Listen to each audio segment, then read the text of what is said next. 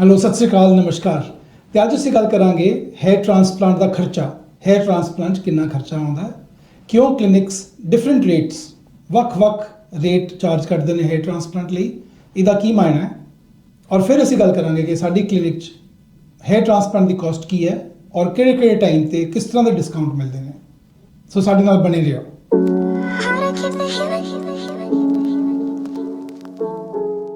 ਇਹ ਵੇਖਣ 'ਚ ਮਿਲਦਾ ਹੈ ਕਿ हेयर ट्रांसप्लांट ਇੰਡੀਆ ਵਿੱਚ, हेयर ट्रांसप्लांट ਪੰਜਾਬ ਵਿੱਚ, हेयर ट्रांसप्लांट ਚੰਡੀਗੜ੍ਹ ਵਿੱਚ, ਲੁਧਿਆਣੇ, ਅੰਮ੍ਰਿਤਸਰ ਜਾਂ ਜਲੰਧਰ ਵੱਖਰੇ ਵੱਖਰੇ ਰੇਟਸ ਨੇ। ਰੇਟਸ ਵੇਰੀ ਕਰਦੇ ਨੇ 35,000 हेयर ट्रांसप्लांट ਤੋਂ ਲੈ ਕੇ 5 ਲੱਖ ਤੱਕ। ਉਹ ਇਹਦੇ 'ਚ ਕੀ ਫਰਕ ਹੈ, ਐਕਚੁਅਲ ਫਰਕ ਹੈ ਵੀ ਹੈ ਕਿ ਨਹੀਂ। ਅਗਰ ਅਸੀਂ ਗੱਲ ਕਰੀਏ NMC guidelines, national medical commission of India the guidelines recently release ਹੋਈਆਂ ਸਤੰਬਰ ਵਿੱਚ, ਅਗਰ ਉਸ ਹਿਸਾਬ ਦੇ ਨਾਲ ਚੱਲੀਏ ਅਸੀਂ ਤੇ 99.5% ਕਲੀਨਿਕਸ हेयर ट्रांसप्लांट नहीं कर सकदियाँ, क्योंकि ये एक अनरेगुलेटेड इंडस्ट्री है। NMC गाइडलाइंस के बावजूद काफ़ी क्लिनिक्स विच डॉक्टर हेयर ट्रांसप्लांट नहीं करते। This is the truth. So here transplant का खर्चा किवें असी डिटरमिन करते हैं। तुसी हेयर ट्रांसप्लांट की कितनी कीमत देने को तैयार हो, ये डिपेंड करता है कि तुहाडा उस क्लिनिक विच फेथ है कि नहीं। तुसी उस डॉक्टर नूं मिले हो, उस डॉक्टर दे नाल तुसी कंफर्टेबल फील करते हो कि नहीं करते। तुसी उन्हां दे केसेस देखे ने, तुसी उन्हां दी रेपुटेशन के बारे जानते हो, ਤੁਸੀਂ ਇਹ ਜਾਣਦੇ ਹੋ ਕਿ ਉਹ ਕਿੰਨੀ ਦੇਰ ਦੇ हेयर ट्रांसप्लांट ਕਰ ਰਹੇ ਨੇ ਔਰ ਕਿਹੋ ਜਿਹੀ ਸੇਫਟੀ ਦਿੰਦੇ ਨੇ ਔਰ ਕਿਹੋ ਜਿਹੀ ਉਹਨਾਂ ਦੀ ਕਮਿਊਨਿਟੀ ਵਿੱਚ ਰੈਪੂਟੇਸ਼ਨ ਹੈ हेयर ट्रांसप्लांट ਬਾਰੇ। ਤੁਸੀਂ ਇਹ ਵੀ ਵੇਖਣਾ ਚਾਹੋਗੇ ਕਿ ਡਾਕਟਰ हेयर ट्रांसप्लांट ਖੁਦ ਕਰਦਾ ਹੈ ਕਿ ਨਹੀਂ ਕਰਦਾ, ਕਿ ਸਿਰਫ ਟੈਕਨੀਸ਼ੀਅਨਸ ਕਰਦੇ ਨੇ ਉਸ ਕਲੀਨਿਕ 'ਚ हेयर ट्रांसप्लांट। ਇਹ ਨਹੀਂ ਮੈਂ ਕਹਿ ਰਿਹਾ ਕਿ ਟੈਕਨੀਸ਼ੀਅਨਸ ਮਾੜਾ हेयर ट्रांसप्लांट ਕਰਦੇ ਆ, ਪਰ ਇਹਦੇ 'ਚ ਇਹ ਹੈ ਕਿ ਅਗਰ ਤੁਸੀਂ ਆਪਣਾ हेयर ट्रांसप्लांट ਕਿਸੇ ਕਲੀਨਿਕ 'ਚ ਕਰਾਉਣਾ ਹੈ ਤੇ ਤੁਸੀਂ ਉਹਨੂੰ ਡਾਕਟਰ ਕੋਲੋਂ ਕਰਾਉਣਾ ਚਾਹੋਗੇ, ਬਿਕੋਜ਼ ਉਹਦੇ ਨਾਲ ਤੁਹਾਡਾ ਸੇਫਟੀ ਮਾਰਜਨ ਇੰਪਰੂਵ ਹੋ ਜਾਂਦਾ ਹੈ। ਪਲੱਸ ਤੁਹਾਨੂੰ ਇਹ ਪਤਾ ਚੱਲਦਾ ਹੈ ਕਿ ਕਿੰਨੇ ਮੇਰਾ हेयर ट्रांसप्लांट ਕੀਤਾ ਹੈ। ਕੱਲ੍ਹ ਨੂੰ ਤੁਹਾਡੇ हेयर ट्रांसप्लांट 'ਚ ਕੋਈ ਪ੍ਰੋਬਲਮ ਆਏ, ਤੁਹਾਨੂੰ ਅਗਰ ਡਿਸਕਸ ਕਰਨਾ ਪਏ ਡਾਕਟਰ ਦੇ ਨਾਲ ਕਿ ਹੁਣ ਮੈਂ ਅੱਗੇ ਕੀ ਟ੍ਰੀਟਮੈਂਟ ਲੈਣੀ ਹੈ, ਤੇ ਜਿਹਨੇ हेयर ट्रांसप्लांट ਕੀਤਾ ਹੋਏਗਾ ਟੈਕਨੀਸ਼ੀਅਨ, ਉਹ ਹੋ ਸਕਦਾ ਉਸ ਕਲੀਨਿਕ 'ਚ ਹੁਣ ਹੋਏ ਹੀ ਨਾ, ਹੋ ਸਕਦਾ ਉਹ ਸਿਰਫ ਟੈਂਪਰੇਰੀ ਬੇਸਿਸ ਤੇ ਆਇਆ ਹੋਏ, ਹੋ ਸਕਦਾ ਉਹ ਸਿਰਫ ਔਨ ਡਿਮਾਂਡ हेयर ट्रांसप्लांट ਵਾਸਤੇ ਆਉਂਦਾ ਹੋਏ। ਟੈਕਨੀਸ਼ੀਅਨਸ ਜਦੋਂ हेयर ट्रांसप्लांट ਕਰਦੇ ਆ, ਉਹ ਇੰਨੇ ਸਾਰੇ ਕੇਸ ਕਰਦੇ ਆ ਇੱਕ ਦਿਨ 'ਚ ਕਿ ਉਹਨਾਂ ਨੂੰ ਯਾਦ ਨਹੀਂ ਰਹਿੰਦਾ ਕਿ ਕਿਹਦੇ 'ਚ ਕਿਹੋ ਜਿਹੇ ਰੂਟ ਸੀਗੇ, ਕਿ ਕਿਹੜੇ ਕੇਸ ਦੇ ਵਿੱਚ ਕੀ ਚੈਲੰਜਸ ਆਈਆਂ ਸੀਗੀਆਂ। ਸੋ ਤੁਹਾਨੂੰ ਹਮੇਸ਼ਾ ਵਾਸਤੇ ਤੁਹਾਡੀ ਕੰਡੀਸ਼ਨ ਜੋ ਹੈ ਉਹਦੇ ਬਾਰੇ ਪਤਾ ਨਹੀਂ ਲੱਗ ਸਕਦਾ। ਜੋ ਡਾਕਟਰ ਜਿਹਦੇ ਕੋਲ ਤੁਸੀਂ हेयर ट्रांसप्लांट ਵਾਸਤੇ ਜਾ ਰਹੇ ਹੋ, ਅਗਰ ਉਹੀ ਤੁਹਾਡਾ हेयर ट्रांसप्लांट ਕਰਦਾ ਹੈ, ਉਹੀ ਤੁਹਾਨੂੰ ਅਗਲੇ 2, 3, 4, 5 ਸਾਲ ਵਾਸਤੇ ਫੋਲੋਅਪ ਕਰਦਾ ਹੈ, ਉਹਨੂੰ ਤੁਹਾਡੀ ਐਗਜ਼ੈਕਟ ਕੰਡੀਸ਼ਨ ਦਾ ਪਤਾ ਹੈ। ਉਹਨੂੰ ਪਤਾ ਕਿ ਤੁਹਾਡੇ ਵਾਲ ਕਿੰਨੇ ਪਤਲੇ ਸੀ, ਕਿੰਨੇ ਵਾਲ ਮਿਨੀਚਰਾਈਜ਼ਿੰਗ ਸੀਗੇ, ਕਿ ਤੁਹਾਨੂੰ ਫਿਨੇਸਟਰਾਈਡ ਲੌਂਗ ਟਰਮ ਲੈਣ ਦੀ ਜ਼ਰੂਰਤ ਹੈਗੀ ਹੈ ਕਿ ਨਹੀਂ ਹੈ, ਕਿੰਨੀ ਡੋਜ਼ ਤੁਸੀਂ ਸ਼ੁਰੂ ਕੀਤੀ ਸੀ ਔਰ ਹੁਣ ਕਿੰਨੀ ਡੋਜ਼ ਲਓਗੇ। ਔਰ ਵਿੱਚ ਉਹ ਤੁਹਾਡੀ ਟ੍ਰੀਟਮੈਂਟ ਨੂੰ ਚੇਂਜ ਕਰਦਾ ਰਹੇਗਾ ਜਿਸ ਤਰ੍ਹਾਂ ਤੁਹਾਡੀ ਉਮਰ ਵਧੇਗੀ, ਕਿਉਂਕਿ ਬਾਲਡਨੈਸ ਤੇ ਪ੍ਰੋਗਰੈਸਿਵ ਚੀਜ਼ ਹੈ। ਬਾਲਡਨੈਸ ਵਿਦ ਟਾਈਮ ਵੱਧਦੀ ਹੈ, ਘੱਟ ਨਹੀਂ ਹੁੰਦੀ। हेयर ट्रांसप्लांट ਕਰਵਾਉਣ ਨਾਲ ਬਾਲਡਨੈਸ ਰੁਕਦੀ ਨਹੀਂ ਹੈ। ਸੋ ਸਿਰਫ ਇੱਕੋ ਵਾਰ हेयर ट्रांसप्लांट ਕਰਾਉਣ ਨਾਲ ਤੁਹਾਡੀ ਟ੍ਰੀਟਮੈਂਟ ਪੂਰੀ ਨਹੀਂ ਹੋਈ। ਤੁਹਾਡੀ ਟ੍ਰੀਟਮੈਂਟ ਲੌਂਗ ਟਰਮ ਹੈ, ਕਈ ਵਾਰ ਲਾਈਫ ਟਾਈਮ ਹੁੰਦੀ ਹੈ। ਸੋ ਇੱਕੋ ਡਾਕਟਰ ਨਾਲ ਅਗਰ ਤੁਸੀਂ ਜੁੜੇ ਰਹੋਗੇ, ਅਗਰ ਉਹ ਡਾਕਟਰ 'ਚ ਤੁਹਾਨੂੰ ਵਿਸ਼ਵਾਸ ਹੈ, ਤੇ ਤੁਸੀਂ ਲੌਂਗ ਟਰਮ ਵਾਸਤੇ ਆਪਣੇ ਵਾਲ ਮੇਨਟੇਨ ਕਰ ਸਕਦੇ ਹੋ। ਹੁਣ हेयर ट्रांसप्लांट ਦੀ ਕਾਸਟ ਕਿਵੇਂ ਆਧਾਰਿਤ ਹੁੰਦੀ ਹੈ। हेयर ट्रांसप्लांट ਦੀ ਕਾਸਟ ਆਧਾਰਿਤ ਹੁੰਦੀ ਹੈ ਡਾਕਟਰ ਦੇ ਨਾਂ ਤੇ, ਡਾਕਟਰ ਦੀ ਟ੍ਰੇਨਿੰਗ ਕਿਹੋ ਜਿਹੀ ਆ, ਡਾਕਟਰ ਕੋਲ ਪਰਮਨੈਂਟ ਸਟਾਫ ਹੈ ਕਿ ਨਹੀਂ ਹੈ, ਡਾਕਟਰ ਕੋਲ ਜਿਹੜੇ OT ਨੇ, ਆਪਰੇਸ਼ਨ ਥੀਏਟਰ, ਉਹ ਸਟੇਟ ਆਫ ਦੀ ਆਰਟ ਹੈ ਨੇ ਕਿ ਨਹੀਂ, ਉਹਦੇ 'ਚ ਸੇਫਟੀ ਮੈਜਰਸ ਹੈ ਕਿ ਨਹੀਂ, ਕਿਉਂਕਿ ਇਮਰਜੈਂਸੀ ਕਦੀ ਵੀ ਹੋ ਸਕਦੀ ਹੈ। ਦੋ हेयर ट्रांसप्लांट ਵਿੱਚ ਇਮਰਜੈਂਸੀ ਕਾਫੀ ਰੇਅਰ ਹੈ, ਬਟ ਸਰਜੀਕਲ ਪ੍ਰੋਸੀਜਰ ਹੋਣ ਕਰਕੇ ਇਹਦੇ 'ਚ ਇਮਰਜੈਂਸੀ ਹੋਣ ਦੇ ਚਾਂਸਸ ਹੁੰਦੇ ਨੇ, ਈਵਨ ਦੋ it is 1 in a million।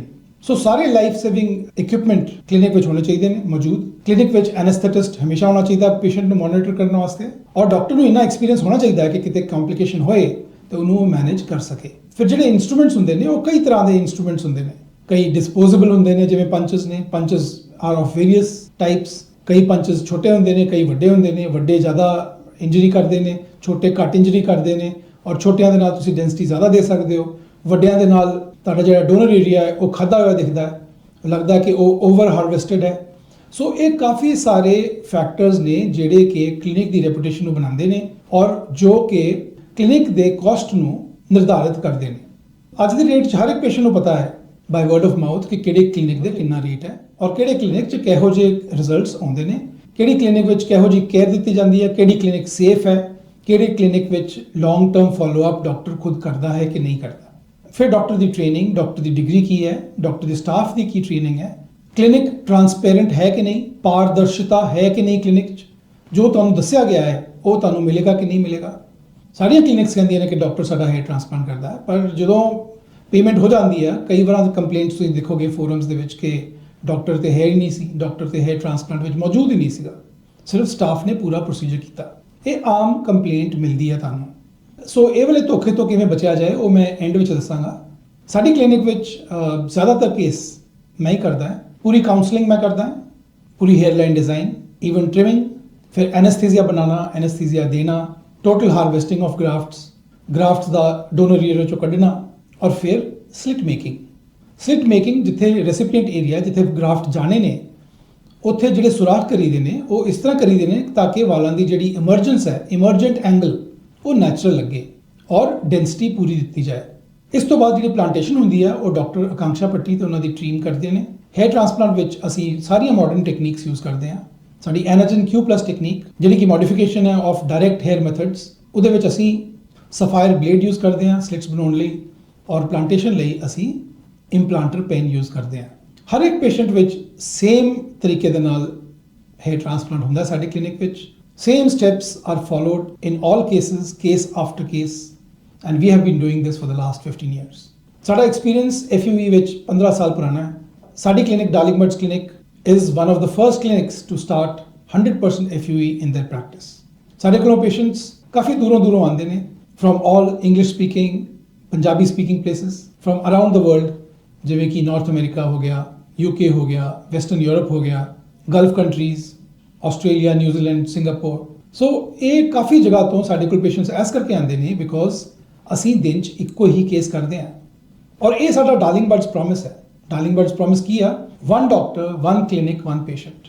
ਜਿਹੜਾ ਡਾਕਟਰ ਤੁਹਾਡੇ ਨਾਲ ਕਾਉਂਸਲ ਕਰੇਗਾ, ਜਿਹੜੇ ਡਾਕਟਰ ਦੇ ਨਾਂ ਤੇ ਤੁਸੀਂ ਕਲੀਨਿਕ 'ਚ ਆਏ ਹੋ, ਉਹੀ ਤੁਹਾਡਾ ਹੇਅਰ ਟ੍ਰਾਂਸਪਲਾਂਟ ਕਰੇਗਾ। 85% of the hair transplant will be done by that doctor. Doctor change ਨਹੀਂ ਕੀਤਾ ਜਾਏਗਾ ਡਿਊਰਿੰਗ ਦ ਪ੍ਰੋਸੀਜਰ। ਦਿਨ ਵਿੱਚ ਅਸੀਂ ਸਿਰਫ ਇੱਕ ਹੇਅਰ ਟ੍ਰਾਂਸਪਲਾਂਟ ਕਰਾਂਗੇ। ਹਾਲਾਂਕਿ ਸਾਡੇ ਕੋਲ 2 ਕਲੀਨਿਕਸ ਨੇ, ਇੱਕ ਮੁੰਬਈ ਵਿੱਚ ਤੇ ਇੱਕ ਚੰਡੀਗੜ੍ਹ ਵਿੱਚ। ਅਸੀਂ ਇੱਕੋ ਕਲੀਨਿਕ ਵਿੱਚ at a time hair transplant ਕਰਾਂਗੇ। ਜਦੋਂ ਇੱਕ ਕਲੀਨਿਕ ਚੱਲਦੀ ਹੈ ਦੂਜੀ ਕਲੀਨਿਕ ਬੰਦ ਰਹਿੰਦੀ ਹੈ, ਕਿਉਂਕਿ ਇੱਕ ਡਾਕਟਰ 2 ਜਗ੍ਹਾ ਮੌਜੂਦ ਨਹੀਂ ਹੋ ਸਕਦਾ। ਸੋ ਇਹ ਸਾਡਾ ਪ੍ਰੋਮਿਸ ਹੈ, ਦ ਡਾਰਲਿੰਗ ਬਡਸ ਪ੍ਰੋਮਿਸ। ਲੇਕਿਨ ਪ੍ਰੋਮਿਸ ਹੀ ਹੁੰਦੇ ਨੇ। ਕਿਵੇਂ ਇਨਸ਼ੋਰ ਕੀਤਾ ਜਾਏ ਕਿ ਇਹ ਸਿਰਫ ਪ੍ਰੋਮਿਸ ਹੀ ਨਹੀਂ, ਕਿ ਇਹ ਕਿਤੇ ਧੋਖਾ ਨਾ ਹੋਵੇ। ਉਹਦਾ ਬਸ ਇੱਕੋ ਹੀ ਤਰੀਕਾ ਹੈ ਕਿ ਜਿਹੜੀ ਤੁਸੀਂ ਪੇਮੈਂਟ ਕਰਨੀ ਹੈ ਹੇਅਰ ਟ੍ਰਾਂਸਪਲਾਂਟ ਦੀ, ਤੁਸੀਂ nominal amount same day morning ਕਰਨੀ ਆ, ਪੂਰੇ ਪੈਸੇ ਨਹੀਂ ਦੇਣੇ। ਹੇਅਰ ਟ੍ਰਾਂਸਪਲਾਂਟ ਖਤਮ ਹੋਣ ਤੋਂ ਬਾਅਦ ਤੁਸੀਂ ਬਾਕੀ ਦੇ ਪੈਸੇ ਸ਼ਾਮ ਨੂੰ ਦੇਣੇ ਆ, ਜਦੋਂ ਤੁਹਾਡਾ ਪ੍ਰੋਸੀਜਰ ਪੂਰਾ ਹੋ ਜਾਏ, ਜਦੋਂ ਤੁਹਾਨੂੰ ਵਿਸ਼ਵਾਸ ਹੋ ਜਾਏ ਕਿ ਜੋ ਤੁਹਾਨੂੰ ਪ੍ਰੋਮਿਸ ਕੀਤਾ ਸੀ ਕਿ ਜਿਹੜੇ ਡਾਕਟਰ ਨੇ ਤੁਹਾਡਾ ਹੇਅਰ ਟ੍ਰਾਂਸਪਲਾਂਟ ਕਰਨਾ ਸੀ ਉਹਨੇ ਪੂਰੀ ਹਾਰਵੈਸਟਿੰਗ ਕੀਤੀ ਕਿ ਨਹੀਂ, ਉਹਨੇ ਪੂਰੀ ਸਲਿਟ ਮੇਕਿੰਗ ਕੀਤੀ ਕਿ ਨਹੀਂ, ਕੁਆਲੀਫਾਈਡ ਸਟਾਫ ਨੇ ਪਲਾਂਟੇਸ਼ਨ ਕੀਤੀ ਕਿ ਨਹੀਂ, ਔਰ ਡਾਕਟਰ ਸਾਰੇ ਦਿਨ ਕਲੀਨਿਕ ਵਿੱਚ ਹੈ ਸੀ ਕਿ ਨਹੀਂ ਸੀ। ਅਗਰ ਕੋਈ ਵੀ ਕਲੀਨਿਕ, ਮੈਂ ਨਹੀਂ ਕਹਿੰਦਾ ਕਿ ਤੁਸੀਂ ਸਾਡੇ ਕੋਲ ਆਓ, ਕੋਈ ਵੀ ਕਲੀਨਿਕ ਤੁਹਾਨੂੰ ਇਹ ਪ੍ਰੋਮਿਸ ਕਰਦੀ ਹੈ ਕਿ ਜੈਸ ਡਾਕਟਰ ਕਰਕੇ ਤੁਸੀਂ ਉਸ ਕਲੀਨਿਕ 'ਚ ਗਏ ਹੇਅਰ ਟ੍ਰਾਂਸਪਲਾਂਟ ਵਾਸਤੇ, ਉਹੀ ਡਾਕਟਰ ਤੁਹਾਡਾ ਹੇਅਰ ਟ੍ਰਾਂਸਪਲਾਂਟ ਕਰੇਗਾ। ਤੁਸੀਂ ਉਸ ਕਲੀਨਿਕ 'ਚ ਬੇਸ਼ੱਕ ਜਾਓ, ਤੁਹਾਡਾ ਪ੍ਰੋਸੀਜਰ ਚੰਗਾ ਹੀ ਹੋਏਗਾ। ਪਰ ਅਗਰ ਕੋਈ ਕਲੀਨਿਕ ਤੁਹਾਨੂੰ ਮਨਾ ਕਰਦੀ ਹੈ ਕਿ ਨਹੀਂ ਅਸੀਂ ਪੂਰੇ ਪੈਸੇ ਕੇਸ ਸਟਾਰਟ ਹੋਣ ਤੋਂ ਪਹਿਲਾਂ ਲੈਣੇ ਨੇ, ਤੁਸੀਂ ਸਮਝ ਸਕਦੇ ਹੋ ਕਿ ਤੁਹਾਡੇ ਨਾਲ ਧੋਖਾ ਹੋਣ ਵਾਲਾ ਹੈ। ਜਿਹੜੇ ਡਾਕਟਰ ਨੇ ਤੁਹਾਡਾ ਹੇਅਰ ਟ੍ਰਾਂਸਪਲਾਂਟ ਕਰਨਾ ਹੈ ਉਹ ਪ੍ਰੋਸੀਜਰ ਵਿੱਚ ਨਹੀਂ ਹੋਏਗਾ। Hair transplant industry is a totally unregulated industry. ਇਹਦੇ ਵਿੱਚ ਤੁਸੀਂ ਆਪਣੀ ਸਮਾਰਟਨੈਸ ਖੁਦ ਵਰਤਣੀ ਹੈ। When money exchanges hands the attitude of people changes। ਇਹ ਹਰ ਇੱਕ ਫੀਲਡ 'ਚ ਹੈ, ਇਹ ਮੈਡੀਕਲ ਫੀਲਡ 'ਚ ਨਹੀਂ, ਇਹ ਹਰ ਇੱਕ ਫੀਲਡ 'ਚ ਹੈ।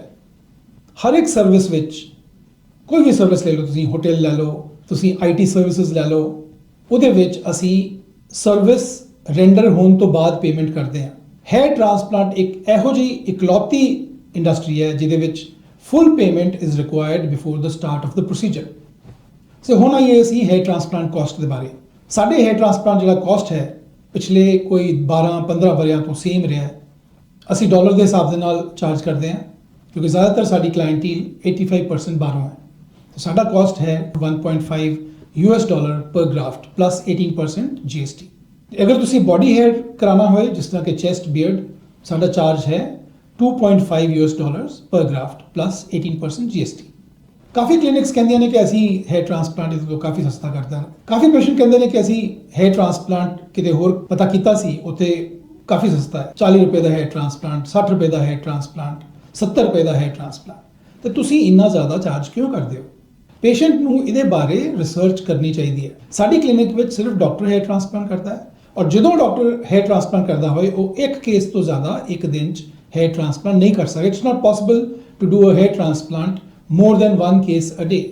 ਇਟ ਇਜ਼ ਹਿਊਮਨਲੀ ਇੰਪੋਸੀਬਲ ਕਿਉਂਕਿ ਹੇਅਰ ਟ੍ਰਾਂਸਪਲਾਂਟ ਬਹੁਤ ਲੈਬੋਰੀਅਸ, ਬਹੁਤ ਮਿਹਨਤ ਵਾਲਾ ਕੰਮ ਹੈ।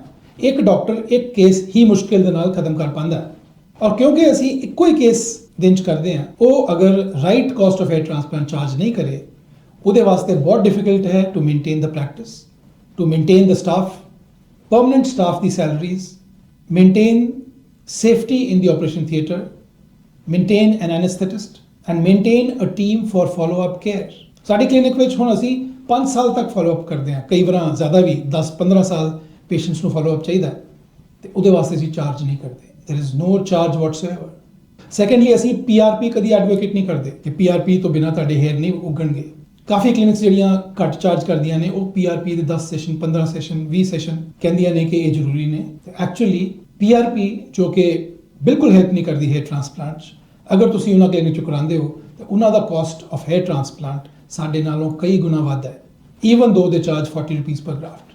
ਦੂਸਰਾ, ਕਿਉਂਕਿ ਅਸੀਂ ਇੱਕੋ ਦਿਨ 'ਚ ਇੱਕ ਕੇਸ ਕਰਦੇ ਹਾਂ, ਅਗਰ ਮੈਂ 120 ਰੁਪੀਸ ਚਾਰਜ ਕਰਦਾ ਪਰ ਪੇਸ਼ੈਂਟ ਔਰ ਦੂਜੀ ਕਲੀਨਿਕ 40 ਰੁਪਏ ਚਾਰਜ ਕਰਦੀ ਹੈ ਪਰ ਪੇਸ਼ੈਂਟ ਔਰ ਉਹ ਦਿਨ ਵਿੱਚ 3 ਕੇਸ ਕਰਦੇ ਨੇ, ਉਹ ਵਾਲੀ ਕਲੀਨਿਕ ਸਾਡੇ ਨਾਲੋਂ ਕਈ ਗੁਣਾ ਜ਼ਿਆਦਾ ਕਮਾਉਂਦੀ ਹੈ ਕਿਉਂਕਿ ਡਾਕਟਰ ਫ੍ਰੀ ਹੁੰਦਾ ਹੈ, ਡਾਕਟਰ ਦੇ ਕੋਲ ਕੋਈ ਰੋਲ ਨਹੀਂ ਹੈ ਹੇਅਰ ਟ੍ਰਾਂਸਪਲਾਂਟ 'ਚ, ਤੇ ਉਹ ਡਾਕਟਰ ਉਸ ਟਾਈਮ ਵਿੱਚ, ਉਸ ਫ੍ਰੀ ਟਾਈਮ ਵਿੱਚ ਬਾਕੀ ਕੁਝ ਕਰ ਸਕਦਾ ਹੈ, ਬਾਕੀ ਸਰਜਰੀਜ਼ ਕਰ ਸਕਦਾ ਹੈ। ਅਗਰ ਉਹ ਪਲਾਸਟਿਕ ਸਰਜਨ ਹੈ ਤੇ ਉਹ ਕਲੈਫਟ ਲਿਪ ਰਿਪੇਅਰ, ਬਰਨ ਰਿਪੇਅਰ, ਸਕਾਰ ਰਿਮੂਵਲ, ਲੇਜ਼ਰ ਟ੍ਰੀਟਮੈਂਟ, ਕਿੰਨਾ ਕੁਝ ਕਰ ਸਕਦਾ ਹੈ।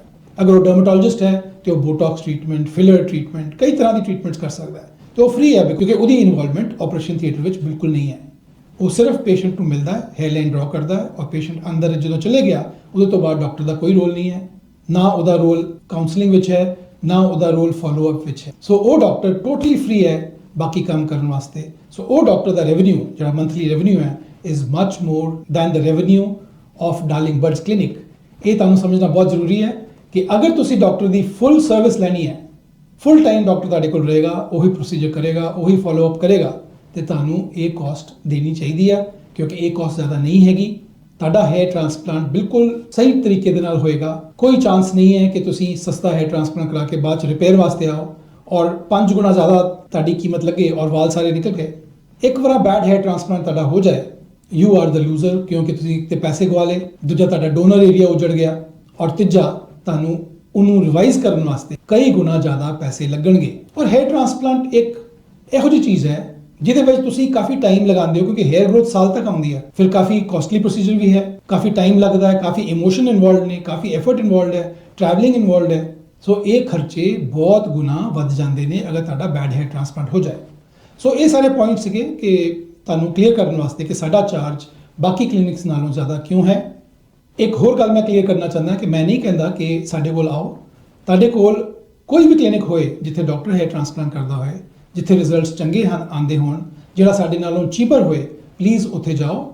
If you cannot afford hair transplant, because ਇਹੋ ਜਿਹੇ ਹੋਰ ਕਲੀਨਿਕਸ ਵੀ ਹੈਗੇ ਨੇ, ਪਰ ਸਾਡਾ ਰੇਟ ਜੋ ਹੈ ਅਸੀਂ ਇਹਦੇ ਤੋਂ ਘੱਟ ਅਫੋਰਡ ਨਹੀਂ ਕਰ ਸਕਦੇ ਅਗਰ ਅਸੀਂ ਇਹੋ ਹੀ ਫੈਸਿਲਿਟੀ ਮੇਨਟੇਨ ਕਰਨੀ ਹੈ, ਅਗਰ ਅਸੀਂ ਇਹੋ ਹੀ ਕੰਮ ਕਰਨਾ ਜੋ ਕਿ ਅਸੀਂ ਕਰਦੇ ਆਏ ਹਾਂ, ਅਗਰ ਅਸੀਂ ਲੋਕਾਂ ਦੇ ਨਾਲ ਧੋਖਾ ਨਹੀਂ ਕਰਨਾ। ਹੁਣ ਰਹੀ ਗੱਲ ਡਿਸਕਾਊਂਟਸ ਦੀ, ਸਾਡੇ ਕੋਲ 3 ਤਰ੍ਹਾਂ ਦੇ ਡਿਸਕਾਊਂਟਸ ਨੇ। ਇੱਕ ਡਿਸਕਾਊਂਟ ਹੈ ਕਿ ਅਗਰ ਕੋਈ ਕੈਂਸਲੇਸ਼ਨ ਹੁੰਦੀ ਹੈ, ਸਡਨ ਕੈਂਸਲੇਸ਼ਨ ਹੁੰਦੀ ਹੈ, ਜਿਹਦਾ ਸਾਨੂੰ ਪਤਾ ਚੱਲਦਾ ਹੈ ਕੋਈ 24-48 ਘੰਟਿਆਂ ਪਹਿਲਾਂ, 2 ਤੋਂ 3 ਦਿਨ ਪਹਿਲਾਂ ਕਿ ਪੇਸ਼ੈਂਟ ਨੇ ਕੈਂਸਲ ਕਰਤਾ ਹੈ ਪ੍ਰੋਸੀਜਰ ਜਾਂ ਆ ਨਹੀਂ ਪਾਇਆ ਕਿਸੇ ਵਜ੍ਹਾ ਨਾਲ ਜਾਂ ਫੈਮਿਲੀ ਪ੍ਰੋਬਲਮ ਹੈ ਕੋਈ, ਫਿਰ ਇਸ ਸਲੋਟ ਨੂੰ ਫਿਲ ਕਰਨ ਵਾਸਤੇ ਸਾਡੇ ਕੋਲ ਇੱਕ ਲਿਸਟ ਹੈ ਜਿਹਦੇ 'ਚ ਸ਼ਾਰਟ ਲਿਸਟਡ ਕੈਂਡੀਡੇਟਸ ਹੈਗੇ ਨੇ। ਉਹਨਾਂ ਨੂੰ ਅਸੀਂ ਕਾਲ ਕਰਦੇ ਹਾਂ ਇੱਕ ਇੱਕ ਕਰਕੇ, ਜੋ ਰੈਡੀ ਹੈ ਆਉਣ ਵਾਸਤੇ, ਜੋ 24 ਘੰਟੇ ਦੇ ਅੰਦਰ ਆ ਸਕਦਾ ਹੈ ਪ੍ਰੋਸੀਜਰ ਵਾਸਤੇ, ਉਹਨੂੰ ਅਸੀਂ ਕੰਸੀਡਰੇਬਲ ਅਮਾਊਂਟ ਆਫ ਡਿਸਕਾਊਂਟ ਦਿੰਦੇ ਹਾਂ। ਫਿਰ ਸੈਕੰਡ ਕੈਟਾਗਰੀ ਹੈ ਜਿਹੜੇ ਹੇਅਰ ਟ੍ਰਾਂਸਪਲਾਂਟ ਨਾ ਜੂਨ 'ਚ ਕਰਾਉਂਦੇ ਆ, ਜੂਨ ਤੇ ਜੁਲਾਈ ਦੇ ਮਹੀਨੇ 'ਚ, ਕਿਉਂਕਿ ਜੂਨ ਤੇ ਜੁਲਾਈ ਦੇ ਮਹੀਨੇ 'ਚ ਕਾਫੀ ਗਰਮੀ ਪੈਂਦੀ ਹੈ, ਕਾਫੀ ਲੋਕ ਅਨਕੰਫਰਟੇਬਲ ਫੀਲ ਕਰਦੇ ਆ ਤੇ ਆਪਣਾ ਹੇਅਰ ਟ੍ਰਾਂਸਪਲਾਂਟ ਨਹੀਂ ਕਰਾਉਣਾ ਚਾਹੁੰਦੇ, ਪਰ ਇਸ ਦੌਰਾਨ ਅਗਰ ਤੁਸੀਂ ਆਪਣਾ ਹੇਅਰ ਟ੍ਰਾਂਸਪਲਾਂਟ ਕਰਾਓ ਤੁਹਾਨੂੰ ਡਿਸਕਾਊਂਟ ਦੇਵਾਂਗੇ। ਤੀਜਾ ਡਿਸਕਾਊਂਟ ਹੈ for students, for Indian armed forces which includes Indian army, Indian air force and Indian navy. So ਇਹ ਨੇ ਸਾਡੇ 3 ਡਿਸਕਾਊਂਟ। ਇਹਦੇ ਤੋਂ ਇਲਾਵਾ ਸਾਡੇ ਕੋਈ ਡਿਸਕਾਊਂਟ ਨਹੀਂ ਹੈਗੇ। ਅਗਰ ਤੁਸੀਂ ਸ਼ਾਰਟ ਲਿਸਟ ਵਿੱਚ ਆਪਣਾ ਨਾਮ ਲਿਖਾਉਣਾ ਚਾਹੁੰਦੇ ਹੋ so you are most welcome, please ਕਾਲ 8872238888 ਕਰਨਾ। ਸੋ ਇਹ ਸੀ ਅੱਜ ਦੀ ਟਾਕ। ਅਗਰ ਤੁਹਾਨੂੰ ਇਹ ਟਾਕ ਚੰਗੀ ਲੱਗੀ ਹੈ ਤਾਂ ਜ਼ਰੂਰ ਦੱਸਿਓ और अगर ਤੁਸੀਂ ਕੋਈ ਕੁਐਸਚਨ ਪੁੱਛਣਾ ਹੋਏ ਕਮੈਂਟ ਸੈਕਸ਼ਨ ਵਿੱਚ ਜਰੂਰ ਮੈਂਸ਼ਨ ਕਰਿਓ and I'll reply back the same day. ਸਤਿ ਸ਼੍ਰੀ ਅਕਾਲ, ਨਮਸਕਾਰ।